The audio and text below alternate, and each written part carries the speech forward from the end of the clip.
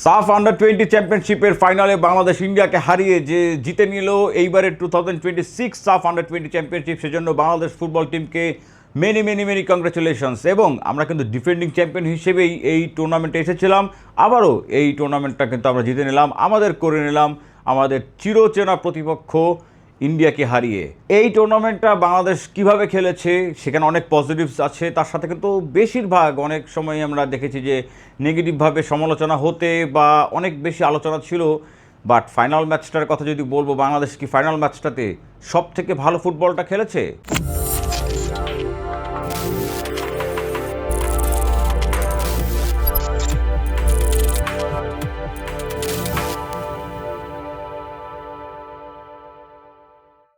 তার আগে একটা কথা না বললেই না, মালদ্বীপে বাংলাদেশের থেকে দূরে আরেকটা দেশে বাংলাদেশি প্রবাসী ভাইরা যেভাবে করে আমাদের ফুটবল টিমটাকে সাপোর্ট করেছেন, যেভাবে করে তারা চেয়ার আপ করেছেন প্লেয়ারদেরকে প্রতিটা মোমেন্টে বা প্রতিটা মুহূর্তে, ম্যাচের ফার্স্ট থেকে একদম লাস্ট মিনিট পর্যন্ত কন্টিনিউয়াসলি চেয়ার আপ করে গিয়েছেন, তাদের জন্য একটা সেলুট তারা ডিজার্ভ করে। এবং সব থেকে বড় যেই জিনিসটা আমি গত বছর থেকে বলে আসছিলাম, বাফুফের লক্ষ্য রাখা উচিত যে এই যে একটা ফ্যান বেস তৈরি হচ্ছে বাংলাদেশ ফুটবলের, একটা ক্রেজি ফ্যান বেস তৈরি হচ্ছে, যেটা হামজার থ্রুতে ইংল্যান্ডে ছড়িয়ে গেছে, যেটা রোনান ডেকলানদের থ্রুতে পুরো আমেরিকা বা ফিলাডেলফিয়াতে যদি বলি স্পেসিফিক্যালি ছড়িয়ে যাচ্ছে এই ক্রেজিনেসটা বা এই ক্রেজটা। এটাকে কিন্তু বাফুফের ধরে রাখতেই হবে যদি কিনা এই ফুটবলের এই ফ্যান বেসটাকে নিয়ে বাংলাদেশ ফুটবল এগিয়ে যেতে চায় তাহলে। আর একটা স্পোর্টস অবশ্যই আজকে যেভাবে করে ক্রিকেট বাংলাদেশের টপ স্পোর্টসে পরিণত হয়েছে জাস্ট বিকজ অফ ফ্যানদেরকে এই ক্রিকেট থেকে কিন্তু বিমুখ করে রাখতে পারেনি কোনো সময়। ফুটবলটার ক্রেজ যেটা নাকি 90s ছিল, একটা আবাহনী মোহামেডান ম্যাচ, তখনকার ঢাকা স্টেডিয়ামে একটা সিঙ্গেল সিট খালি পাওয়া যেত না, মানুষ বেড়া টপকিয়ে হলেও, দেয়ালের উপরে উঠে হলেও, আর একটা বিল্ডিংয়ের ছাদে উঠে হলেও আবাহনী মোহামেডান ম্যাচ দেখতে যেই ক্রেজিনেসটা শো করতো, সেইটা কিন্তু বাফুফের কারণেই অনেকটাই মাঝখান থেকে পুরোটা হারিয়ে গিয়েছিল। বাংলাদেশের ফুটবল থেকে কিন্তু ফ্যানরা মুখ সরিয়ে নিয়েছিল অনেক দিন, বছর ধরেই কিন্তু সেটা ছিল। আবারও কিন্তু বাংলাদেশের ফুটবলের একটা পুনর্জাগরণ শুরু হয়েছে এবং সেটাকে ধরে রাখতে হলে বাফুফের অনেক রকম জিনিস তাদেরকে পরিবর্তন করতে হবে। একটু কম নেগেটিভ কথা বলতে চাই এই ভিডিওতে, তবে একটা কথা না বললেই না, যে এটা নাকি আমরা রেগুলার এখন শুনছি, সোশ্যাল মিডিয়াতে দেখছি, বা আমরা যতটা বুঝতে পারি একটা সিন্ডিকেট কিন্তু চলেই, একটা সিন্ডিকেট দলের ভিতরে চলে। বা ফেভারিটিজমের কথা যদি বলি, প্রত্যেকটা কোচের বা প্রত্যেকটা ম্যানেজমেন্টের কিন্তু কিছু ফেভারিট প্লেয়ার থাকবে, তাই বলে যদি সেটাকে আপনি যদি একেবারে স্ট্যাবলিশ করে দেন, সেটা কিন্তু চোখে পড়বে। এবং তার জন্য যদি আপনি আপনার বেঞ্চে থাকা বা বেঞ্চের বাইরে থাকা এমন কিছু ইম্প্যাক্টফুল প্লেয়ারকে বা যারা নাকি ডিফারেন্স মেক করে দিতে পারে তাদেরকে যদি আপনি আপনার টিমে নিতেই না চান, সেটা কিন্তু খুব বেশি দিন টিকবে না। সেটার জন্য কিন্তু ফ্যানরা চুপচাপ বসে থাকবে না, একটা সার্টেন টাইম পর্যন্ত কিন্তু ধৈর্য শক্তি থাকবে ফ্যানদের, সেই ধৈর্য শক্তিটা যাতে মাত্রাটা যাতে অতিক্রম না করে যায়। এবং ফ্যানরা এখন যেভাবে করে আরও বেশি ফুটবলের সাথে মিশে যাচ্ছেন, সেইটাকে কিন্তু রেসপেক্ট করতে হবে বাফুফের, যদি ফুটবলের উন্নয়ন তারা আসলেই কন্টিনিউ বা ক্যারি করতে চান। তাহলে রোনান সুলিভান যেই পারফরমেন্সটা তিনি শো করেছেন, নিঃসন্দেহে এই টুর্নামেন্টের বেস্ট প্লেয়ার কিন্তু Ronan Sullivan according to my point of view. যেইভাবে করে 4টা ম্যাচ খেলেছেন, 2টা গোল দিয়েছেন, 1টা অ্যাসিস্ট করেছেন, এবং তার সেট পিস থেকে শুরু করে তার পজিশনিং, তার মুভমেন্ট থেকে শুরু করে একদম প্রপার নাম্বার 9-এর যতগুলো কোয়ালিটি থাকা দরকার এই ছেলেটাকে নিয়ে বললে বোধহয় কমই বলা হবে। সব থেকে বেশি যেই জিনিসটা কিনা মনে থাকবে, একদম ডিসাইডার ম্যাচে, চ্যাম্পিয়নশিপ ডিসাইডার ম্যাচে পানেনকা থেকে গোল করেছেন, সেই সংখ্যাটাই কিন্তু পৃথিবীতে খুবই কম, মাত্র 4জন মনে হয়, আমি যদি ভুল না করে থাকি, স্ট্যাটস যতটুকু ঘেটেছি, সেই 4জনের ভেতর থেকে আমাদের রোনান সুলিভান, এটা আমাদের জন্য একটা অন্যরকম প্রাউডের বিষয়। কিন্তু আমি আসলে পজিটিভস কিছু নিয়ে আরও বেশি আলোচনা করব, তবে ফাইনাল ম্যাচে কিন্তু কিছু কিছু জায়গায় আমার মনে হয়েছে যে টিম ম্যানেজমেন্ট একটু বেশি এক্সট্রা ডিফেন্সিভ স্ট্র্যাটেজিতে চলে গিয়েছিলেন, তাও কিনা 60 বা 65 মিনিটের পর থেকে, এত আগের থেকে। কারণ 0-0-তে ছিল ম্যাচ, এমনও না যে বাংলাদেশ কিন্তু 1-0 এগিয়েছিল, তারপরে যদি ডিফেন্সিভ স্ট্র্যাটেজিতে যেত তাহলে কিন্তু একটা এটা লজিক্যাল সেন্স মেক করতো। বাট যখন নাকি কোচ বা আপনার ম্যানেজমেন্ট থেকে যেইভাবে করে তারা আর্লিয়ারলি এতটা ডিফেন্সিভ স্ট্র্যাটেজিতে চলে যাওয়াটা কি ঠিক হয়েছে কিনা? কারণ দেখেন বাংলাদেশ কিন্তু 65 মিনিটসের আগ পর্যন্ত খুবই ভালো অ্যাগ্রেসিভ বা অ্যাটাকিং ফুটবল খেলছিল। আমার কাছে মনে হয় যে আপনি দেখবেন যখন নাকি ডিফেন্সে 5 জন চলে গেল, এরপরে যখন নাকি ইন্ডিয়াকে দেখা গিয়েছে বেশিরভাগ সময় অ্যাটাক করতে, এবং বাংলাদেশ কিন্তু কিছু কিছু ব্লান্ডার করে ফেলেছিল। ভাগ্য ভালো যে সেখানে গোল হয়নি। যখন নাকি ডেকলানকে নামানো হলো, ডেকলানকে নিয়ে কিন্তু আমরা খুবই ভোকাল ছিলাম যে ডেকলানকে কেন নামানো হবে না। ডেকলানের মতন প্রতিভার প্লেয়ার কি বাংলাদেশে এর থেকে বেটার প্লেয়ার বাংলাদেশের স্টার্টিং 11-এ খেলছিল বা পুরো স্কোয়াডে ছিল? তারপরও ডেকলানকে নামানো হচ্ছিল না। ইব্রাহিম নিয়াজের কথা বলতেই হবে, ছেলেটার জন্য আসলেই খারাপ লাগছে। ছেলেটা আসলে কীভাবে চিন্তা করবে, তার ফ্যামিলি কীভাবে করে ফিউচারটা চিন্তা করবে, সেটা কিন্তু একটা কনসার্নের বিষয় থেকেই যায়। তবে ডেকলানের কথা যেহেতু বলছিলাম, কালকে ডেকলানকে 65 মিনিটসের পরে নামানো হলো, তাকে রাইট উইং ব্যাক হিসেবে খেলানো হলো। দেখেন, 5 জনকে ওই সময় 65 বা 70 মিনিটসের আগেই যখন নাকি 5টা ডিফেন্ডার আমরা ডিফেন্স কন্ট্রোল করতে নামিয়ে দেই বা সেই স্ট্র্যাটেজিতে চলে যাই, আমার কাছে মনে হয় যে সেখানে কিন্তু বাংলাদেশ কিছুটা অর্থে ব্যাকফুটে চলে যায়, কারণ ইন্ডিয়াকে তখন কিন্তু কন্টিনিউয়াসলি অ্যাটাক করতে দেখা গিয়েছে। বাংলাদেশ যে সুযোগ পায়নি তা না, ডেকলানের একটা থ্রু বল ছিল, সেটা যদি কোনোভাবে টাচ করতে পারতেন ফ্রন্ট লাইনে তাহলে কিন্তু সেটা গোল হওয়ার ছিল। বা এমনকি একটা বল যেখানে নাকি আপনার 1-on-1-এ চলে গিয়েছিলেন কিন্তু রোনাল্ড সুলিভান, সেইখানেও কিন্তু তিনি স্লিপ কেটে পড়ে গিয়েছিলেন বলে সেই বলটাতে জাস্ট পা লাগাতে পারলে কিন্তু গোল হয়ে যেত। আমরা কিছু চান্সেস পেয়েছিলাম কিন্তু সেই চান্সেসগুলো কিন্তু আমরা ইউটিলাইজ করতে পারিনি। তবে যখন নাকি খেলা 90 মিনিটের পরে 4 মিনিট এক্সট্রা টাইম দেওয়া হলো, তারপরে যখন নাকি সেই এক্সট্রা টাইমের ভিতরেও কোনো গোল হলো না, এরপরে যখন নাকি এই নির্ধারিত টাইমের খেলা শেষ হয়ে যাবে, ওরা পেনাল্টি শুরু হয়, সেইখানেই চলে আসে। আমি যেই কয়েকটা প্লেয়ারকে নিয়ে কথা বলবো তার ভিতরে প্রথম পার্সনটাকে নিয়ে বলতে হবে, সেটা হচ্ছে আমাদের goalkeeper Ismail Mahin.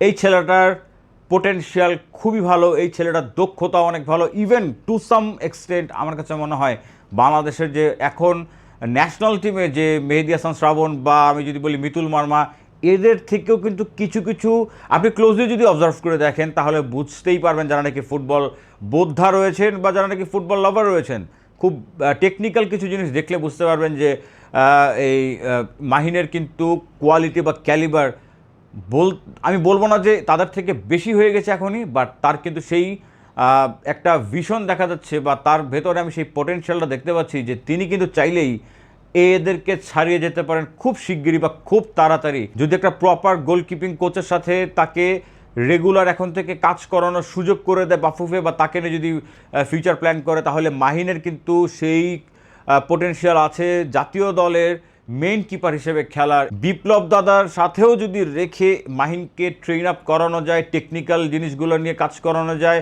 Physical fitness নিয়ে কাজ করানো যায়, তাহলে মাহিনের ভিতরে কিন্তু আমি দেখতে পাই সেই রকম বড় হয়ে ওঠার একটা খুবই সুন্দর প্রতিচ্ছবি তার ভিতরে কিন্তু আমরা দেখতে পাই। সাথে আমি বলবো মাহিনের প্রথম যেই সেভটা ছিল পেনাল্টিতে, অবভিয়াসলি এই 20 বছরের একটা বাচ্চার জন্য, এবং সাকসেসফুলি কিন্তু ইন্ডিয়ার ফার্স্ট শুট আউটটা তিনি ডিফেন্ড করে দিতে পেরেছিলেন, এবং সেইটাই কিন্তু বাংলাদেশকে অনেক বড় একটা অ্যাডভান্টেজ দেয়। যাই হোক, মাহিনের কথা বললাম, সাথে আমি আমাদের ডিফেন্সের যিনি কিনা বেস্ট প্লেয়ার ছিলেন, বা আমি যদি বলি টু সাম পয়েন্ট এই পুরো ক্যাম্পেইনে বাংলাদেশের বেস্ট প্লেয়ার ছিলেন কিন্তু ইউসুফ আলী। যেইভাবে করে রে ভাই এই ছেলেটা খেলেছে পুরো ক্যাম্পেইনে, যেভাবে করে ডিফেন্সটাকে সামলেছে, গতকালকের ম্যাচেও, ফাইনাল ম্যাচের কথা বলছি, বা ইভেন সেমিফাইনালে নেপালের সাথে পুরো 90 মিনিটস তিনি যেভাবে করে খেলেছেন মাথায় ব্যান্ডেজ নিয়ে, অসাধারণ ছিল। এই ছেলেটার আমাদের অবশ্যই জাতীয় দলের হয়তোবা সামনের খুবই স্ট্রং ক্যান্ডিডেট ডিফেন্স লাইনে, যেখানে কিনা আমাদের মাঝে মাঝেই ব্লান্ডার হতে দেখি, এই ছেলেটার ভিতরে কিন্তু সেই পোটেনশিয়ালটা আছে। এবং তার হাইট, তার টেকনিক, তার ক্লিয়ারেন্স থেকে শুরু করে নিয়ে আপনি ডিফেন্সে তার যে অ্যাক্টিভ রোলটা যদি দেখেন, তিনি কিন্তু বাংলাদেশের ভবিষ্যতের বলতেই পারি যে স্টার ইন দ্য মেকিং। আরেকজনের কথা না বললেই না, সেটা হচ্ছে মানিক মিয়া। মানিক মিয়ারও কিন্তু খেলা খুব ভালো লেগেছে গতকালকে। আপনি দেখবেন ফার্স্ট হাফে সব থেকে বেশি অ্যাক্টিভ ফ্রন্ট লাইনে কিন্তু ছিলেন মানিক মিয়া। আপনি সেটা রাইট উইংয়ের কথা বলেন, পুরোপুরি রাইট উইংয়ে তিনি খেলেননি, আবার তাকে সুইচ করে যখন লেফটে নিয়ে যাওয়া হয়, মানিক মিয়া যতক্ষণ পর্যন্ত খেলেছেন ইনজুরির কারণে, যখন উঠে গেছেন তার আগ পর্যন্ত মানিক মিয়া কিন্তু ছিলেন প্রো অ্যাক্টিভ। সো মানিক মিয়ারও কিন্তু খেলা ভালো ছিল। স্যামুয়েল রাকসাম খুব কম গেম টাইম পেয়েছিলেন গতকালকেও। একটা আক্ষেপের কথা বলতেই হবে, সেটা হচ্ছে ইব্রাহিম নওয়াজ। ভাই, এই ছেলেটাকে আপনি গেম টাইমই দিলেন না। হ্যাঁ, আপনি ওই 7-8 মিনিট খেলিয়েছিলেন, এরপরে আপনি সেমিফাইনালেও তাকে দেখা গেল না, ফাইনালেও তাকে দেখা গেল না। বাংলাদেশের সমস্যাটা কিন্তু ছিল সেই মিডফিল্ডে ব্লান্ডারের পর ব্লান্ডার, বল কন্ট্রোলে রাখতে না পারা, বল মিস করা, পাস কিন্তু অ্যাকুরেটলি না যাওয়া, বল রিসিভ করতে না পারা, পুরো ব্লান্ডারটাই কিন্তু বাংলাদেশের এই ক্যাম্পেইনে আমরা দেখতে পেয়েছি মিডফিল্ডে। এবং গতকালকেও কিন্তু মিডফিল্ডেরই আপনি নাজমুল হুদা ফয়সালের কথা বলেন, মোর্শেদ আলীর কথা বলেন, চন্দন রায়ের কথা বলেন, এই তিনজনেরই কিন্তু ভেতরে আপনি, হ্যাঁ, নাজমুল হুদা ফয়সালের সব থেকে হয়তো খারাপ ক্যাম্পেইন গেছে এটা, বাট তারপর আমি বলবো যে সেইখানে কি ইব্রাহিম নওয়াজের মতন প্লেয়ার কি আপনার 10টা 15টা বা 20টা মিনিট কি গেম টাইম রিজার্ভ করতে পারতেন না? এই ছেলেটাকে আপনি নিয়ে আসছেন অরিজিন প্লেয়ার হিসেবেই কি বাংলাদেশের যে টিম ম্যানেজমেন্টে যারা আছে কিছুটা কিন্তু বায়াসনেস আমরা দূর থেকে বুঝতে পারি, কেউ স্বীকার করবে না এই জিনিসটা, তবে এইটা কিন্তু বোঝা যায় যে যখন নাকি আপনি একটা ছেলে যিনি কিনা ইব্রাহিম নওয়াজের মতন ক্যালিবারের একটা ছেলে আপনার টিমে রয়েছে, স্কোয়াডে রয়েছে, তাকে ক্যারি করছেন আপনি, কিন্তু আপনি তাকে মিডফিল্ডের এইরকম বাজে অবস্থা দেখার পরেও আপনি তাকে নামাচ্ছেন না। কালকে যখন নাকি নাজমুল হুদা ফয়সাল ইনজুরিতে পড়ার কারণে কিন্তু ডেকলানকে নামানো হলো, কিন্তু ইব্রাহিম নওয়াজকে নামানো হলো না, কারণ লাইক ফর লাইক সাব কিন্তু কালকে ওইটা হয়নি। যাই হোক, তারপরেও তো ডেকলানকে নিয়ে কথাটা বলবো। ডেকলানের ভেতরে যে কীরকম পোটেনশিয়াল বা প্রতিভা রয়েছে সেটা ভাই সেমিফাইনালের ওই 8 মিনিটে তিনি 2টা শিওর শট চান্স ক্রিয়েট করেছিলেন, যেইটা কিনা সেমিফাইনালে আপনারা দেখবেন যে রাইট থেকে উঠে গিয়ে আপনি যেভাবে করে 2বার ক্রস করেছিলেন, একটা বল তো গোল হয়েই যেত। রোনানকে তিনি যেভাবে করে বলটা ডেলিভারি করতে পেরেছিলেন সাকসেসফুলি। গতকালকের ম্যাচেও কিন্তু একটা থ্রু বল যেটা নাকি এত সুন্দর দুইজনের মাঝখান থেকে বলটাকে তিনি একদম ফ্রন্ট লাইনে পাঠিয়ে দিলেন, ওইখানে যদি একটু দূরদর্শিতার পরিচয় দিতে পারতো ওইটাও কিন্তু গোল চান্স ক্রিয়েট করতে পেরেছিলেন ডেকলান। তো ডেকলানকে কালকে নামিয়েছে, থ্যাঙ্কফুলি যে কালকে ডেকলান তাও 30টা মিনিটের মতন গেম টাইম পেয়েছে। আর যাকে নিয়ে কথা বলবো তিনি হচ্ছেন আমাদের নাম্বার 9, মানে পজিশন নাম্বার 9, নাম্বার 12 নম্বর জার্সি রোনান বেঞ্জামিন সুলেমান। ভাই এই ছেলেটা এখনই এই মুহূর্তে কিন্তু ন্যাশনাল টিমের জন্য প্রিপেয়ার্ড। আমাদের ন্যাশনাল টিমের গত 1 বছর ধরে আমরা যখন নাকি খেলছিলাম, আমাদের কোন জায়গায় সমস্যা? আমাদের ফরওয়ার্ড লাইনের সমস্যা, আমাদের পুরোপুরিভাবে একজন স্ট্রাইকারের অভাব, একজন জেনুইন নাম্বার 9-এর অভাব, ফিনিশারের অভাব অভাব অভাব বলতে বলতে আমরা মুখে ফেনা তুলে ফেলেছি। তারপরেও কিন্তু আমাদের ওই জায়গাটাতে আমরা কাউকে পাইনি। আমরা মেক শিফট করে আজকে অমুককে কালকে তমুককে দিয়ে খেলাচ্ছি, কিন্তু আপনি দেখেন রোনান সুলিভানের ভেতরে প্রত্যেকটা কোয়ালিটি আছে to become the best number 9 at present in Bangladesh. আমি কি বেশি বলে ফেললাম? আপনি দেখেন রোনান সুলিভানের পজিশনিং, আপনি দেখেন তার ভিশন, আপনি দেখেন তার ফিনিশিং ক্যাপাবিলিটি, তার সেট পিস ক্যাপাবিলিটি, তাকে যখন নাকি আপনি প্রপার নাম্বার 9-এর মতন আপনি দেখবেন যে ফ্লোটিং অবস্থায় তিনি থাকছেন, বল কখন আসছে তিনি কিন্তু সেইখানে অ্যাওয়ার। আপনি দেখবেন যে ডিবক্সের মধ্যে তার ক্ষিপ্রতা, আপনি দেখবেন যে তাকে সব সময় কিন্তু গোল বলের সাথে তাল মিলিয়ে গোল বক্সের আশেপাশে, ডিবক্সের আশেপাশে তাকে কিন্তু মুভমেন্টে খুবই তিনি কিন্তু অ্যাওয়ার এবং খুবই কিন্তু ট্যাকটিক্যালি তিনি প্রোভেন প্লেয়ার। সেই ছেলেটা যতই বয়স কম হোক, লামিন ইয়ামালের বয়স কত? লামিন ইয়ামালের কারণে বার্সার রূপ চেঞ্জ হয়ে যেতে পারে, স্পেনের রূপ চেঞ্জ হয়ে যেতে পারে।